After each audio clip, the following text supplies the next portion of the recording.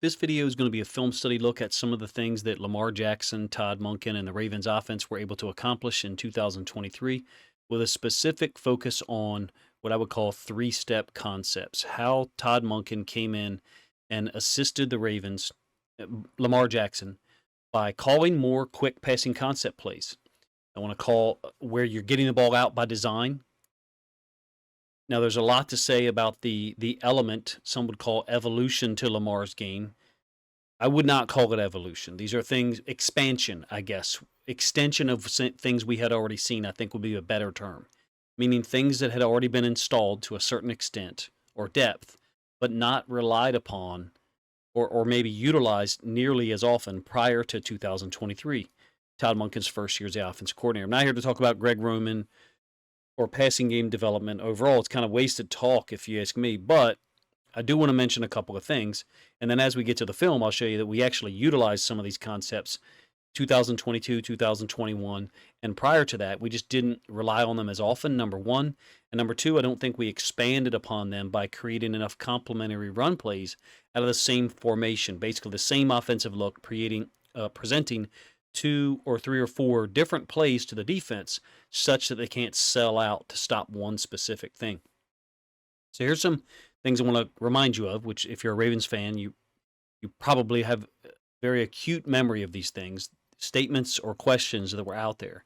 Why does Lamar hold on to the ball so long? Why are different plays called when Tyler Huntley's in the game versus Lamar?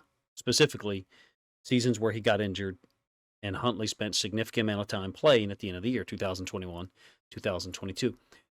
With a focus on that question on the short passing concept, so much so that at one point Huntley was called a one-read quarterback, meaning he would either throw it to the first receiver, the first read available, and if that guy wasn't open, he would scramble immediately.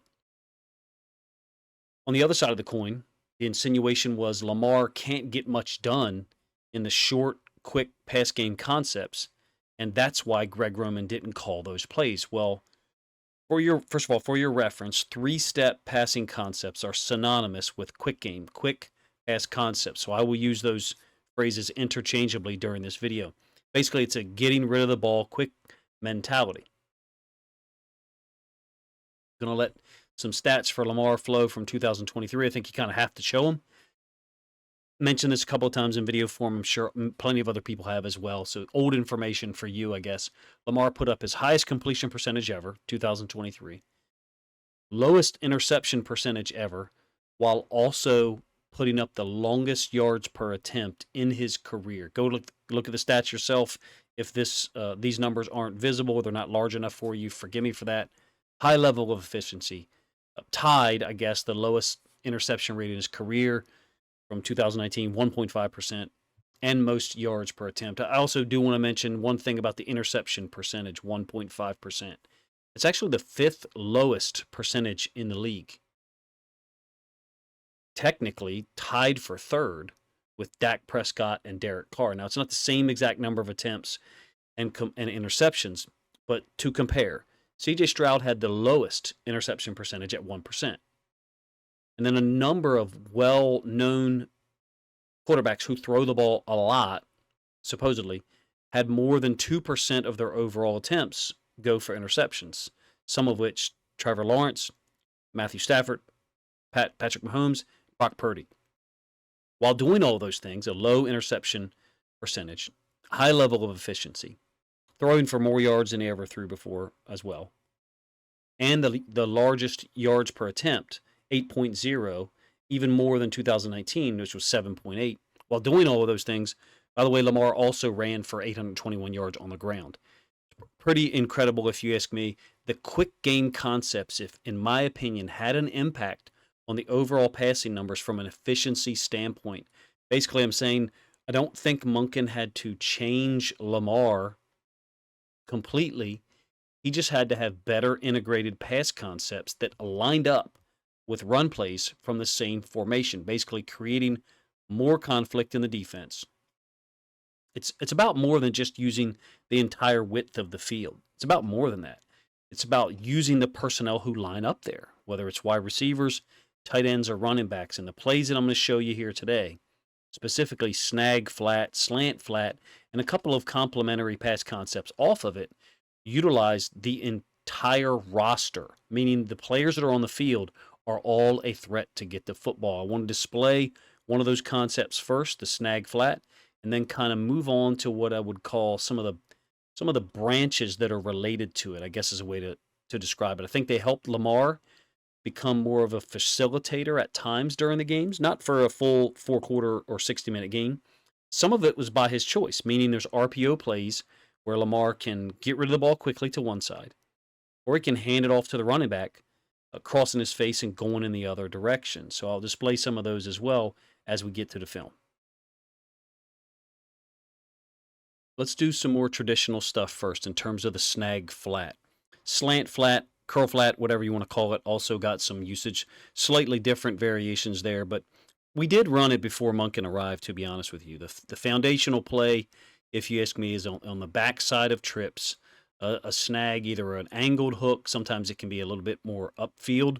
And then in this case, it's Keaton Mitchell going in motion, running out into the flats. Those are two routes that you can attack to the backside of a trips formation. In this case, the running back happens to be to the trip side. It's an incomplete pass to Bateman. Nonetheless, it displays the concept, I think, number one. So you get the idea of attacking backside. I think it's really a foundational element to Monken's offense in terms of attacking to the backside of those trips formations.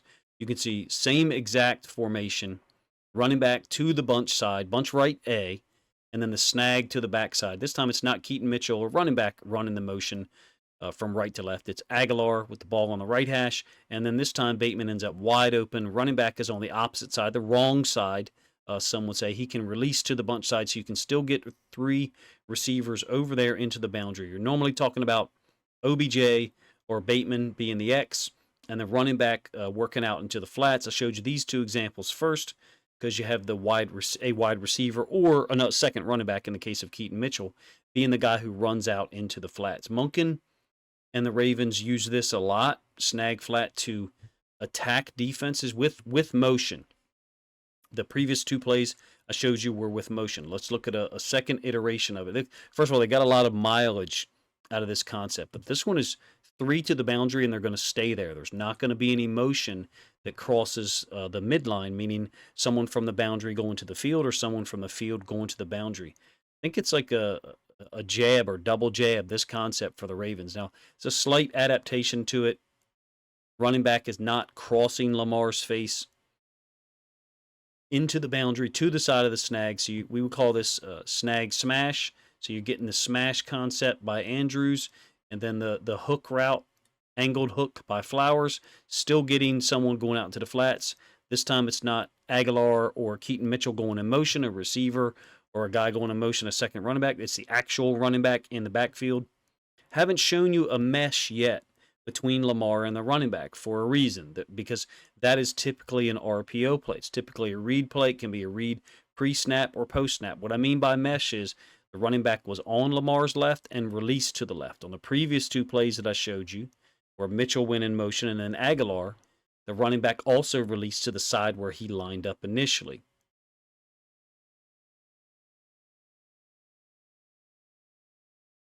This one adds a third receiver to it. One more iteration of it. They do it a slightly different way here. You got 2 tight ends on the field, Andrews and Likely. Ends up being 3 to the field after the motion, 3 to the boundary initially from a formation alignment standpoint.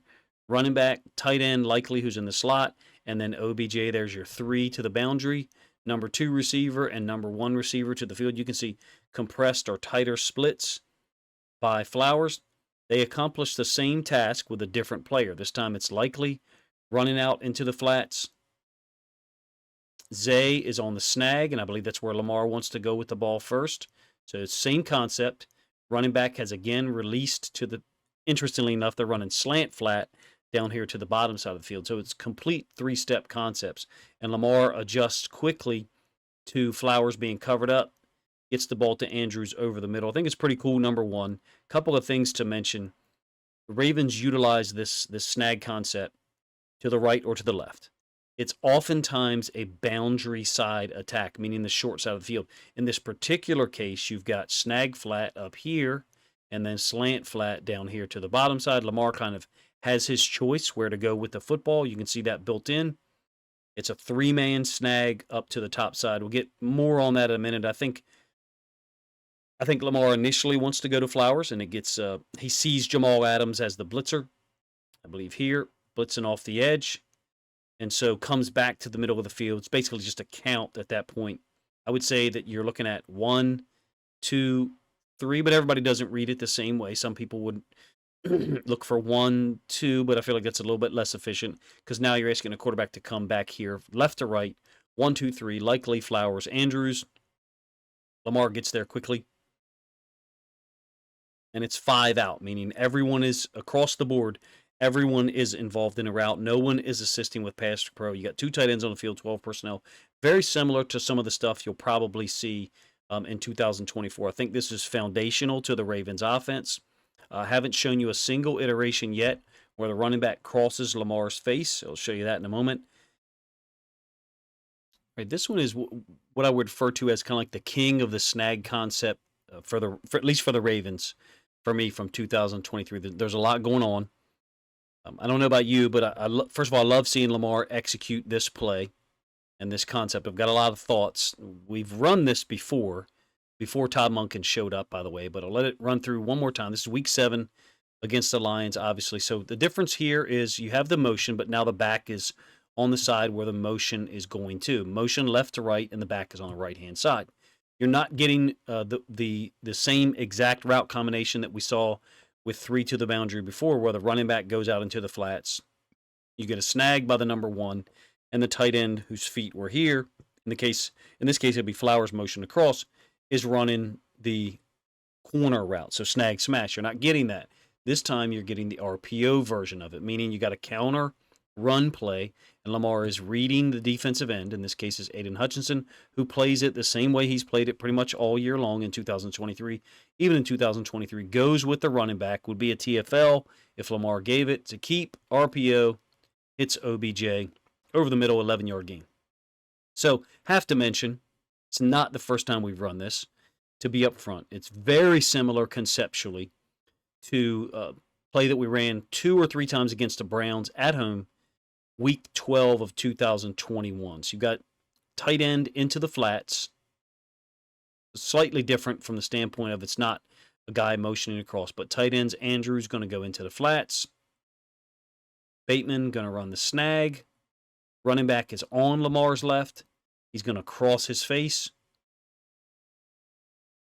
Reed man, in this case Garrett, kind of sits. He's also got Ricard opposite him, coming to be the kick out block. So he's really focused heavily on that. Doesn't get to the quarterback. He's trying to wrong arm here. Timing's a little bit different, but you can see what's available. The keep, and Lamar did twice that night. I thought they could have continued to run that play. Browns really had no answer for it. 13-yard gain. It's an element that was there in the Ravens offense, something they used, something Lamar was capable of doing and had done to a less extent, less consistently, because the plays weren't called, number 1. Number 2, there was times where this is available, and you're just going to take what's given to you. In this case, it's a 13-yard gain. Give you the end zone angle so you can see same concept. Running back on Lamar's left or right on the screen, going to cross his face, and then Andrews going to release out into the flat. Really giving this guy a lot to think about. In this case, it's Myles Garrett trying to slow down his attack mentality. No gap exchange, which is going to be very different from how the Lions defended it. So we're going to go back to that play, week 7 this year. So the offense gets 2 over here with the motion, but again, the back is on the side that the motion is going to. Left to right motion, back on the right. Still get Flowers out into the flat. Not a real route because Flowers is certainly not expecting a football, but Hutchinson goes with the running back, as I briefly explained earlier. That's generally what the Lions do on read concept plays. Now, it's a counter scheme, so it's not a zone read option. So you've got Linderbaum pulling, and then the right tackle pulling to wrap from right to left. They overlap or gap exchange the inside linebacker, very different from what the Browns did, meaning Hutchinson went with the read man, Hill, and so 34, Anzalone is going to overlap. So Lamar doesn't have this free space to just burst upfield like he did on the one against the Browns. OBJ sits in the curl. Lamar finds him wide open. Look, the Lions did not adjust their motion at all to this, or their defense at all, their secondary at all, to this motion into the boundary. Ball's on the right hash, so the boundary short side of the field is here. Field is up here. The nickel defender, in this case Brian Branch, sits down as like a outside linebacker D end, making it look like a hybrid 5-3. Secondary just doesn't match or deal with the routes at all from the standpoint of Flowers in the flats, OBJ in the curl. Look, it's really nice design. Because the Lions don't match the numbers. So you have to give Monken credit for his consistent focus on attacking the boundary, forcing teams to either give up yards there or allocate enough players, numbers, basically, simplistically, to the boundary to stop things. And the snag is a way that Monken and Lamar were able to attack to the right or left, field or the boundary, in 2023 and find space consistently by identifying the coverage pre-snap and sometimes using the running back as a part of the pass scheme. That's the flat portion when you say snag flat generally. One thing this play concept in terms of the RPO lends itself to, I think, quite obviously, is the run game into the boundary where the tight end is normally set in Todd Monken's offense. Here against the Jags, week 15, you've got 3 into the boundary. There's a slight variation in the alignment. If you were going to run Snag Smash, one of the first plays I showed you, the receiver's generally going to motion down. Well, the receiver can't do so. He's on the line. He cannot motion. So you're typically going to be getting a tighter split by the receiver right at the snap, or they can run the snag, and you get the corner route by the tight end running back into the flats. That's the Snag Smash version where the running back doesn't cross face. In this instance, it looks more like the RPO with the tight end releasing outside. Bateman's not giving the same type of route, but look, the wide receiver, tight end, and running back into the boundary. That's your 3 to the boundary. The pulling the offensive line gets, I think it's Devin Lloyd, the boundary side inside linebacker, to go also. So the numbers here end up being in the Ravens' favor for the keep. Lamar's reading the D end. There's really no blocking to this side at all. The pulling center and tackle brings Devin Lloyd's attention such that he gets lost trying to match the numbers, and Lamar keeps it around the end. Look, it's only a 7-yard gain. Likely's blocking here did Lamar no favors. But the concept is really simple. The running back, center, and right tackle are all crossing the midline from right to left.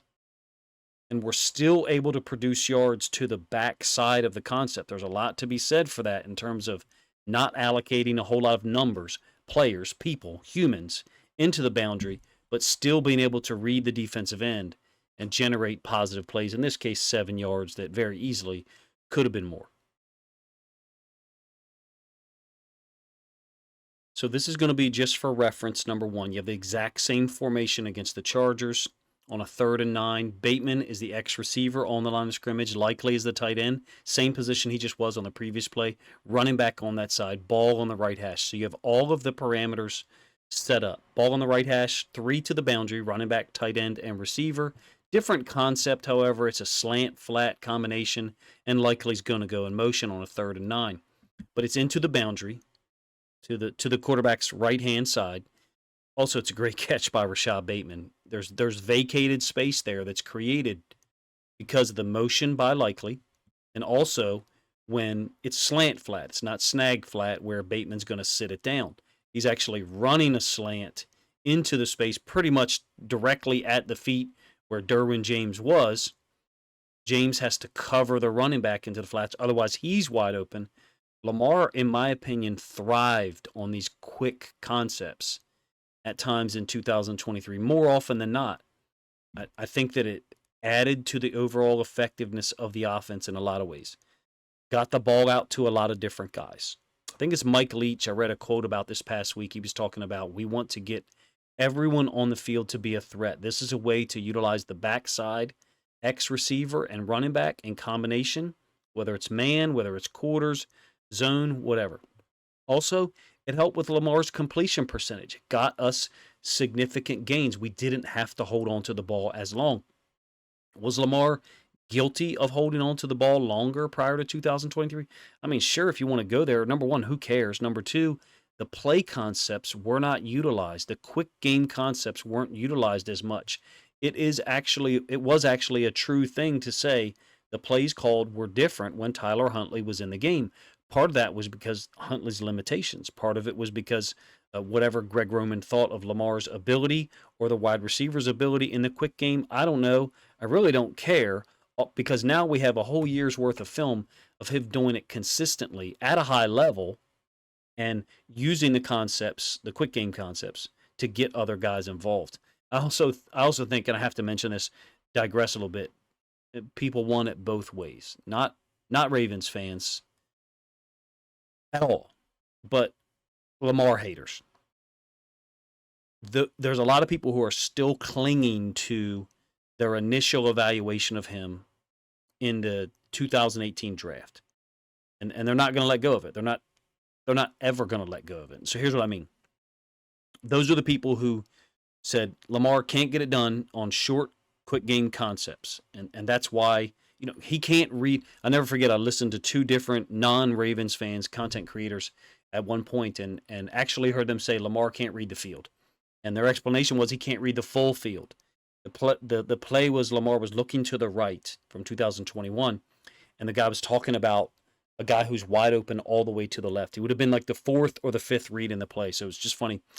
But anyway, the insinuation was he can't read the field short, quick game concepts, and that's why Greg Roman doesn't call it. Well, now he's won a second MVP award, put up 67.3% completion percentage, I think, which was tied for 8th in the NFL, tied with Mahomes, just so you know. You didn't need to know as a Ravens fan. This is actually a shout out to the people who said those things. He can't read the field. He can't make full field reads, which is a stupid ass way of describing pass plays anyway. Most of those people couldn't tell you what the coverage was on a particular play, let alone what the read progression should be. But in any case, you have a little adaptation on the quick game concept snag flat on the previous play that I showed you multiple times. Slant flat. Bateman doesn't sit it down. He runs a slant. Most of the time, that's a play call. But I do want to get this point out because I think it's important to mention. There were times in 2023 where Lamar and the wide receiver are reading the coverage pre-snap and post-snap and deciding whether to go with a snag or a slant. I think that's an important thing to mention because those guys are reading it during the play. Now, that third down and 9 completion to Bateman wasn't one of them, but I wanted to mention it nonetheless. Let's get to some further adaptations that we're just going to be limited to the passing game here that Monken, if you ask me, used to build off the foundational concept, the snag flat or slant flat concept. You do have the run play, potential run play that I showed you on RPO when the running back crosses face, the counter read that I showed you against the Lions, along with the read play, the counter read against the Jags where Lamar kept it like 7 yards. But this is drastically new here to the Ravens offense in 2023. I've covered it before on my channel. I know others have as well. I'm only really going to show two versions of this, and both of them are technically incomplete passes. That's intentional. Because I know that there's other videos the NFL has put out during 2023 that really covered the Dolphins game and the Seahawks game. So I don't want to have to edit this video after producing it for a Saturday morning in May. But this is a wheel that gets called back. This is instructional, though, if you ask me, from a Ravens standpoint, especially for what they can accomplish in 2024. This is likely as the backside X, and then you've got Justice Hill over there as the running back into the boundary. You're accomplishing this to a side where, I mean, is either one of those guys considered a starter for this team right now? I know a lot of non-Ravens fans would say, well, those guys aren't any good. Well, they're getting things done, number one. Number two, Justice Hill's really good out of the backfield, likely gets called for a moving screen here, moving pick, offensive pass interference, whatever. This isn't technically quick game design, but it's designed, the intention, I should say, is to get rid of the ball at a specific time to a specific player, the wheel. It's a third down against the Dolphins. Like I said, likely gets called for the OPI. Really think it's poor, But the context here, I think, is what matters. The communication between Lamar and Hill. They definitely exchange a word pre-snap.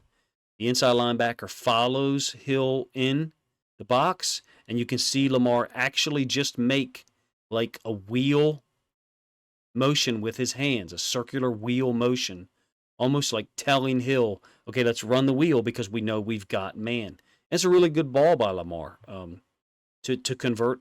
Actually, it was a good ball by Lamar on the ensuing play. I think a 3rd and long to convert after this penalty, which I really don't think could have been called. There's a whole lot of other more egregious things that happen from an offense perspective that don't get called against certain teams. This one is incomplete, legitimately, against the Seahawks to Justice Hill again. This time it's Bateman up at the top side, running back up the sideline. The conflict that's created to the backside, you're kind of forcing the boundary side inside linebacker to play some man against the running back, which the Ravens did in 2023 defensively. Patrick Queen was normally matched up with the running back into the boundary. There's a little bit of a difference here. You got a vertical by Bateman to the boundary. He's going to kind of bring it up the numbers, and that spacing there is intentional. The 2nd down, early in week 9, I believe. Well, maybe not so early because you can see there's shadows on the field, but it's to the boundary. And Justice Hill kind of stutters a little bit and then takes it vertical. But notice that route by Bateman. It's not a snag or a pick by, like we saw by Likely. It's actually designed to go up the top of the numbers, or the middle of the numbers in this case, and basically occupy the safety. Now, in this case, the boundary side safety is Jamal Adams. He's looking for crossers. He's looking for work from the other side where there was 3 receivers lined up initially. So Bateman's route actually kind of occupies the field side safety, which I think is Diggs, who's no longer with them. But the point here is Bateman's vertical occupies someone and kind of opens up space between the bottom of the numbers and the sideline. I think the inside linebacker did a pretty good job, to be honest with you. Lamar's throwing the football before Hill is open, which I think is also important. You can see Lamar is already in the process of releasing the football, and Hill hasn't cleared Brooks yet. 56, Brooks, who's a pretty talented guy, covering the wheel. But in any case, Lamar was intentionally taking something off of this ball because he confirmed that Adams, the boundary side safety, was out of the picture. He wasn't covering Bateman's vertical, number 1, so he wasn't going to possibly be able to deal with a wheel that's wider, has more width, closer to the sideline than Bateman's vertical route does. Ends up being incomplete. I know there'll be people, maybe non-Ravens fans, who watch it and say, "Dude's showing not good results and passing them off as if Lamar's good at this." Well, I intentionally didn't show some 3 wheel routes that were completed, but here I'll include one for people who have asinine observations like that. Non-Ravens fans, obviously. 3rd down wheel against the Browns. I could have included more. Here's one. 3rd and 6 against the Browns, week 4. The Ravens went at JOK often in the past game. I think we all know that at this point. Great example of the commitment and the team mentality of some of the guys. Aguilar is going to sit down on the pseudo snag, kind of, but he doesn't do what Likely did. I guess that's why it doesn't get called. He just sits down and forces JOK to either go over the top, and if he goes over the top, then it's a dart throw from Lamar. But since he goes underneath, then it requires a different throw by Lamar. In this case, a softer, arcing throw. Beautiful stuff, if you ask me. Right over the top. Actually, JOK didn't even know that Gordon had been targeted, let alone caught the football. End zone angle, same play. I think it shows, first of all, the trust in the concept from Todd Monken. Against the Browns, a really good defense, regardless of what Ravens fans, Browns fans, whoever think who the best defense was. They were really good. They were exceptionally good at a lot of things, particularly on 3rd downs. This is a case where we are calling the concept on 3rd down, and Lamar is clearly reading how JOK deals with the pick, rub, snag, whatever you want to call it. And so he understands the type of throw he's got to get out there and puts it out there perfectly. You can see JOK is looking for the ball. Didn't see it, but it also illustrates that Lamar trusts more people than just Mark Andrews. He trusted, in this case, Melvin Gordon on a wheel up the sideline against a guy who reputationally has got a pretty good He's got a pretty good reputation across the NFL in JOK, even though he has a relative weakness in pass coverage that we were able to exploit there. Finally, here's some ways that I think the Ravens can expand upon the snag flat concept or improve it. This is going to be against the Chargers. Actually, showed you this one earlier. It's whether it's a drop or the defender getting a pass defense. I'm not sure. I really don't care. But this is foundational for a moment for what I'm trying to set up.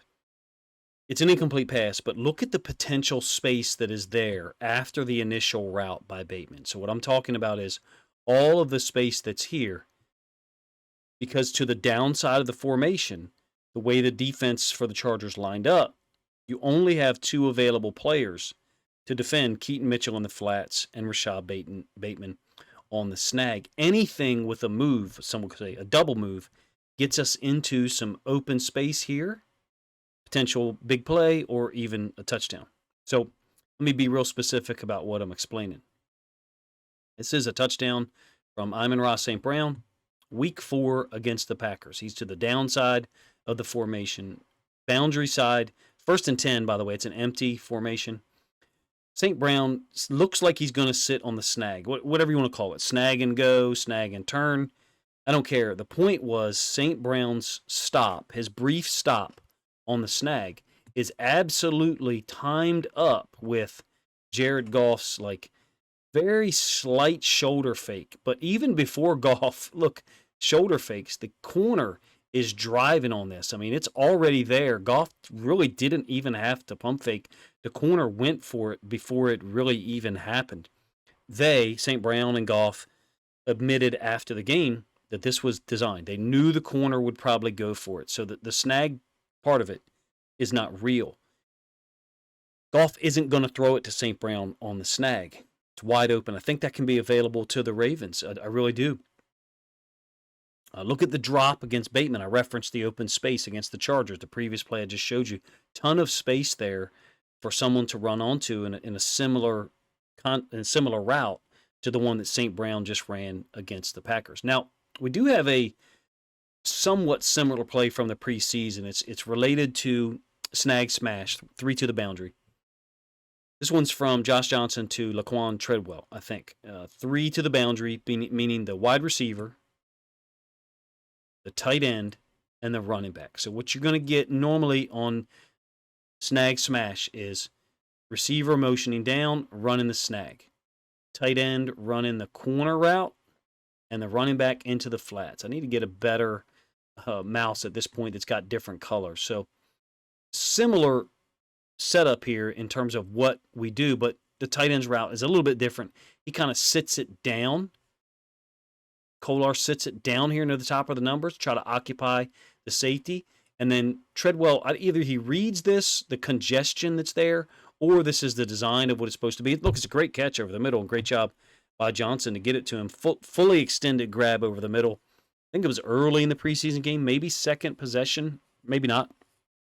Maybe it was the first possession of the third quarter. I don't know, but it's slightly different from the St. Brown touchdown in that this score by Treadwell is over the middle, and St. Brown's was turning back to the sideline.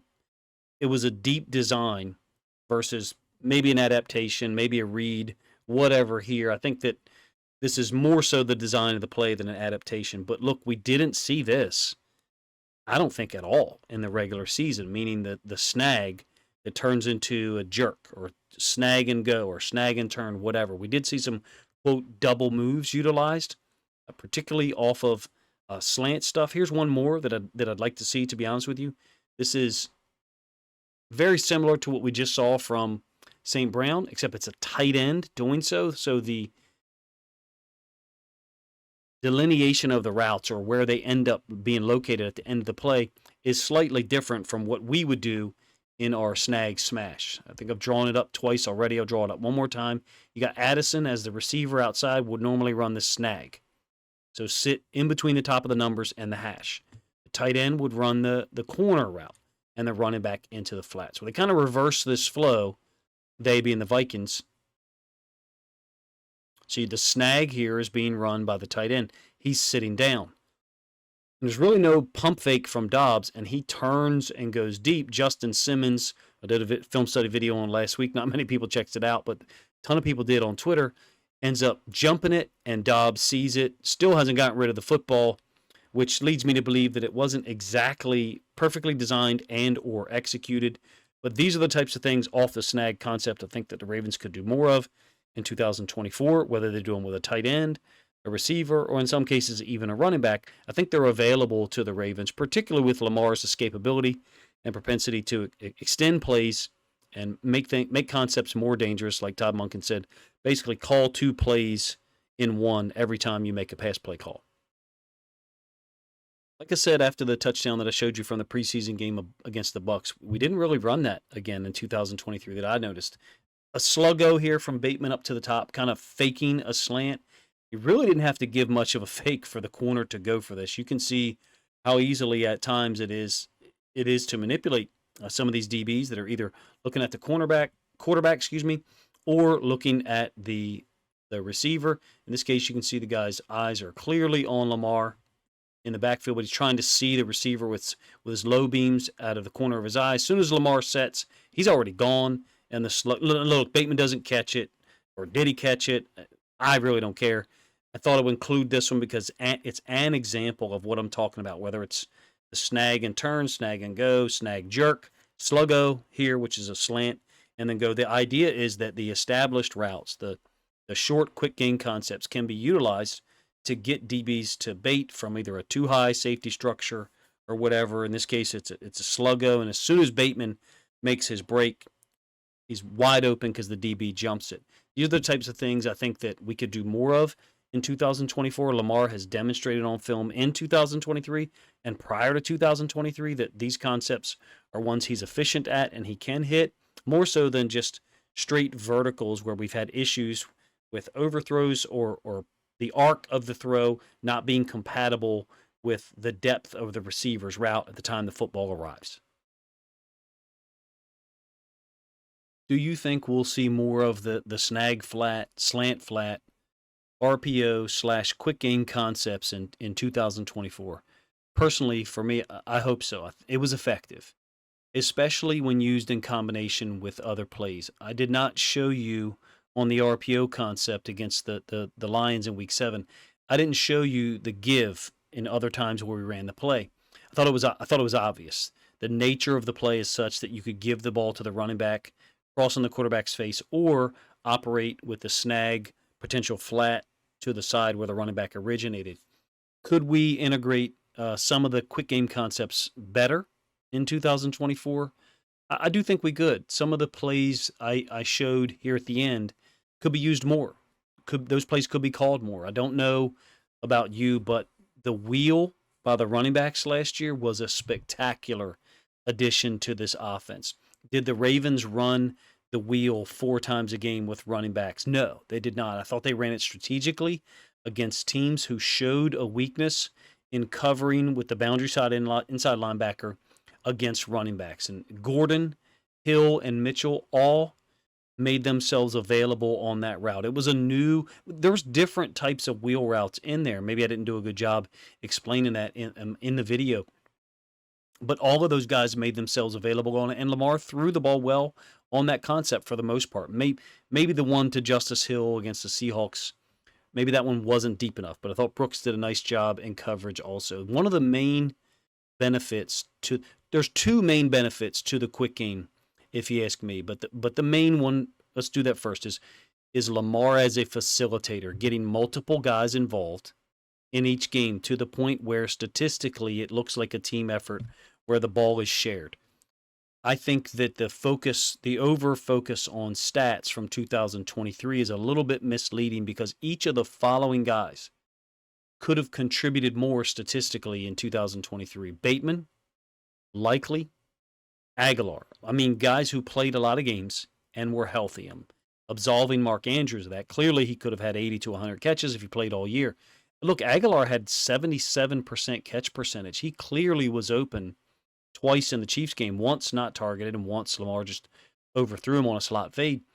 There is something to be said for all of our guys getting more opportunities in 2024. This is a way to do that. Another benefit, if you ask me, to the quick game stuff, whether it's typical snag or snag smash, whether it's RPO, is it benefits the offensive line.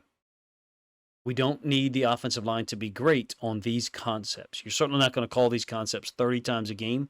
It's a healthy number at 6 to 8 or maybe 10 to have these and complementary concepts called. I think we should consider the quick game to be an establishing shot, almost like, to use a combat sports reference, almost like a jab. One that occasionally results in a knockdown, or to use a baseball reference or mix my reference, is a home run.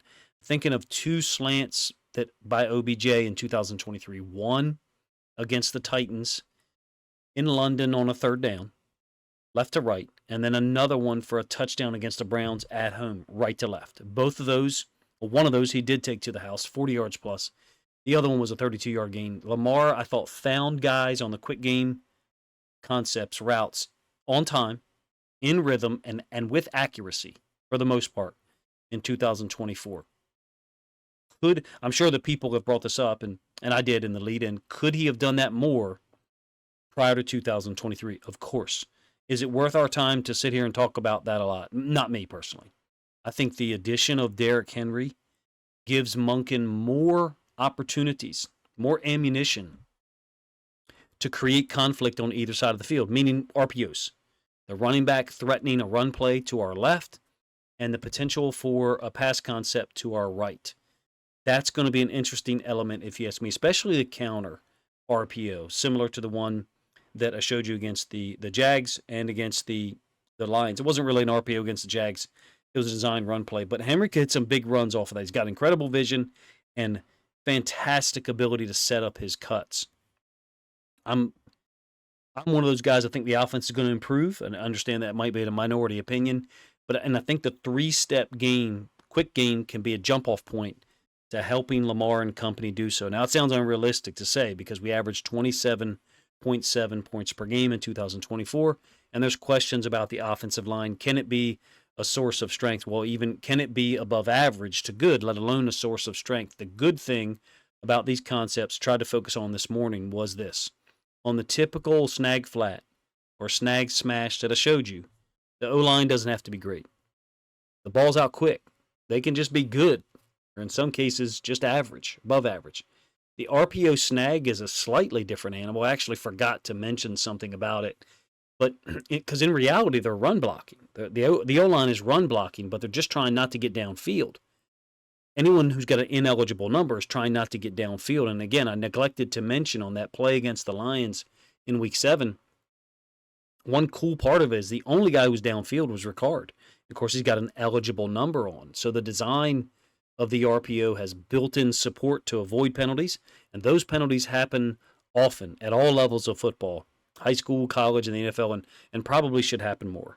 In any case, you guys let me know what you think of the video, how I used certain plays and the progression of plays that I picked to show the effectiveness of it, how efficient Lamar was on those concepts, number one, and number two, how I think there could be complementary plays that attack deeper down the field that might require a little bit more time, but would also be kind of designed, meaning similar to the St. Brown touchdown from Goff against the Packers in Week 4. Everybody knew where the football was going because they knew that the corner would react to that way. I offer to you there's a whole lot more corners than just that guy in the NFL who jump quick routes, jump shorter routes, looking to make a big play at the expense of possibly giving up a touchdown or a big play by the offense themselves. Appreciate you guys' time, man. If you think other Ravens fans would enjoy this video, which might have been a little bit too long for a Saturday morning, then please consider grabbing a link to this video, sharing it out on social media to help this content get more reach.